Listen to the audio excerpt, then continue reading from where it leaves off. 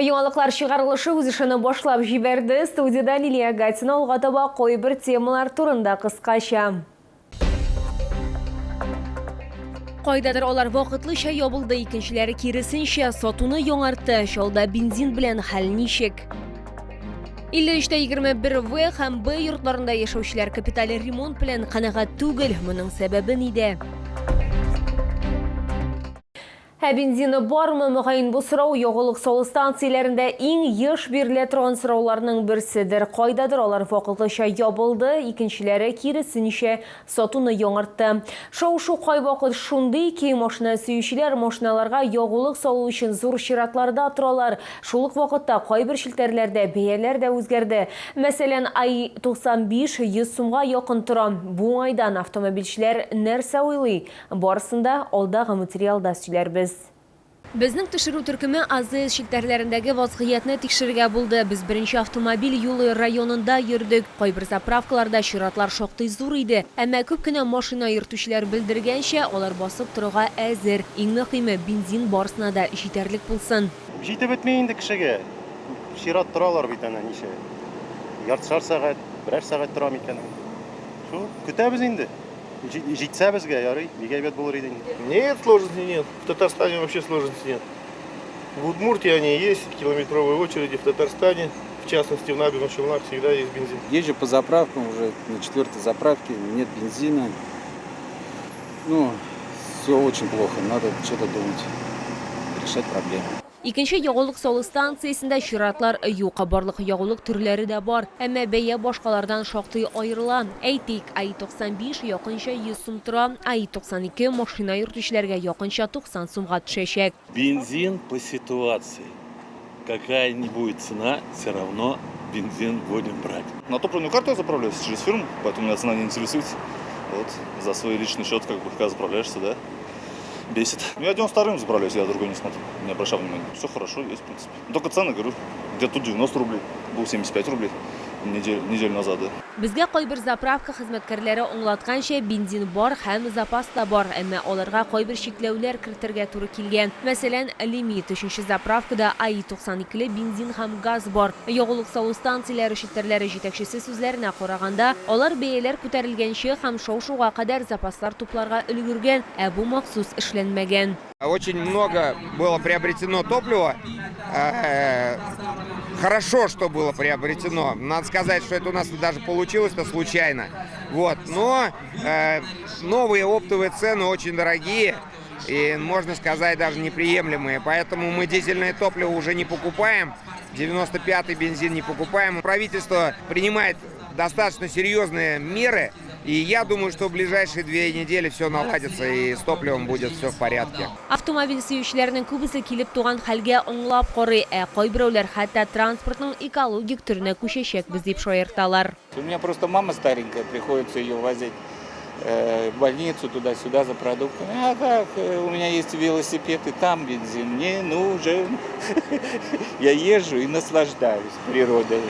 Тем более сейчас такая хорошая погода. Вот сейчас 92-73 с чем-то, а на прошлой неделе я заправлялась по 64. Вот. Есть разница, конечно, есть. Все. Очень некомфортно. Хәзер безнең илдә бензинга кытлыкны бетерү һәм шау-шулы ихтыяҗны киметү өчен берничә төп механизм кулланыла. Әйтик, экспортка вакытлыча тыюлар кертелгән, резерв күләмнәр җәлеп ителә, евро 3 ягулы җитештерүгә кире кайтарыла. Россия президенты Владимир Путин канунга кул куйды. Ул ил эчендә базарны бензин һәм дизель ягулыгы белән тәэмин итүгә юнәлдерелгән. Шулай ук нефть эшкәртү заводларына ярдәм итү планлаштырыла. Үзгәрешләрнең берсе турыдан-туры куыла торган бензин кулланырга рөхсәт итү. Бу чара базарны югары октанлы ягулык белән тиз тәэмин итүгә, ихтыяҗ арткан очракта ягулык кытлыгын булдырмауга юнәлдерелгән. Лилия Гатина, Эльмира Гайнетдинова, Сергей Вильданов, Тохир Бекметов, яңалыклар.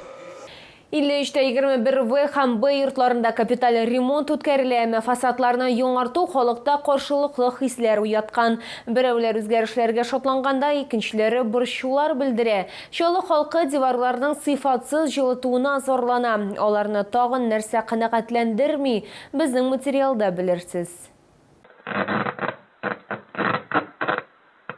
Якын килмәскә ток сугарга мөмкин. Бише киеренклелек астында мондай белдерүне 53-21 В һәм 53-20 йортлары ишек алдындагы төзелеш бишегенә элеп куйганнар. Халык сүзләренчә, конструкцияне һәр яңгыр аркасында ток бәреп тора. Тут все от дождя, видимо, заискрило. Тут начало что-то там, в общем, искрить, довольно-таки могло загореться.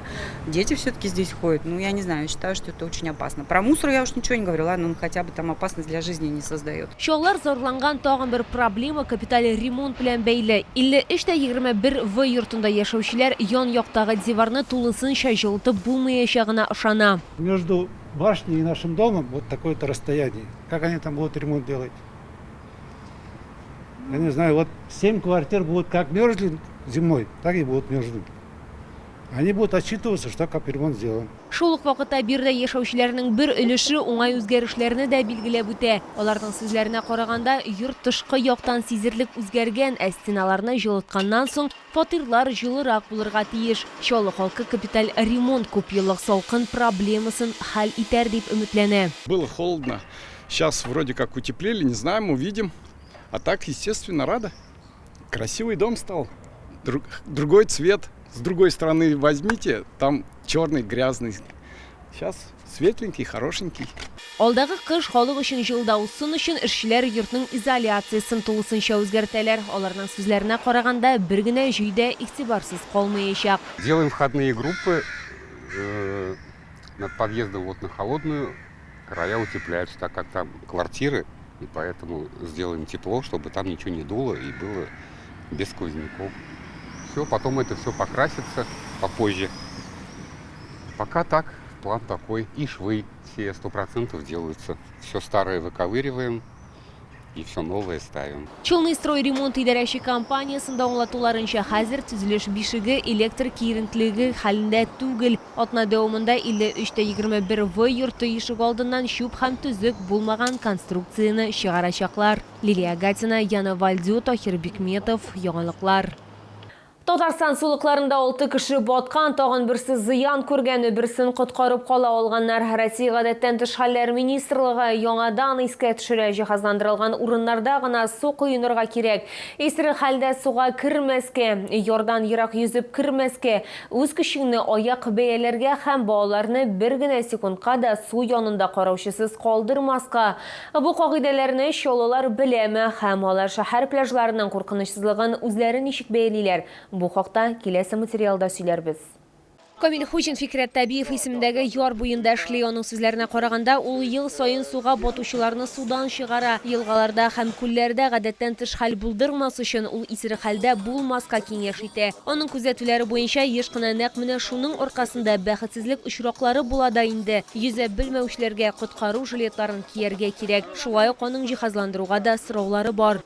Административным ресурсом они выдали сертификат, то, что можно купаться, а то, что людям здесь ничего не сделано, это факт. То есть можете пройти по пляжу, сами посмотреть. Есть только вода, у спасателей даже лодки нормальной нету. То есть ничего нету. Чаллыда термометр баганасы кабат 25 градустан артып китте. Ял итүчеләр исидән качып яңадан сулыклар янына бара. Алар сүзләренчә, үзләрен дөрес тоту турында алар хәбәрдар. Мәсәлән, буйкалар артына ерак йөзмиләр, балаларны күзәтәләр. Следить за детьми, во-первых, очень внимательно. Вот у меня дочка в спасательном жилете. А так спасатель я здесь видела вообще-то, ходил. Просто следить за детьми, не упускать из виду. Нет, не плаваю. Я вот сижу, смотрю за детьми и все. А почему? Потому что тут не очень чисто. Я не купаюсь, у меня вон внучка только вот с ней купаемся, она с кругом. Я просто пришла с ней. Вон круг я купила, вон с кругом плавает. А я смотрю, наблюдаю. Раньше тут стоял этот, как его, спасатель. Что-то я не вижу сегодня.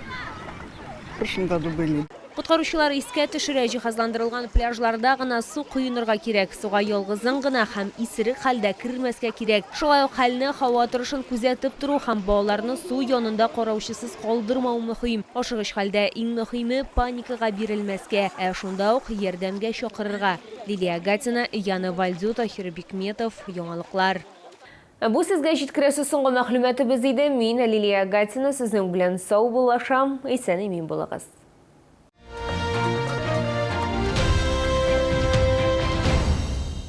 Поставьте точку в бесконечном поиске мебели для вашего дома. Добро пожаловать в новый современный двухэтажный мебельный центр «Мебель и точка». 3000 квадратных метров мебельного пространства от российских и зарубежных производителей. Наш адрес – Ахметшина, 119А.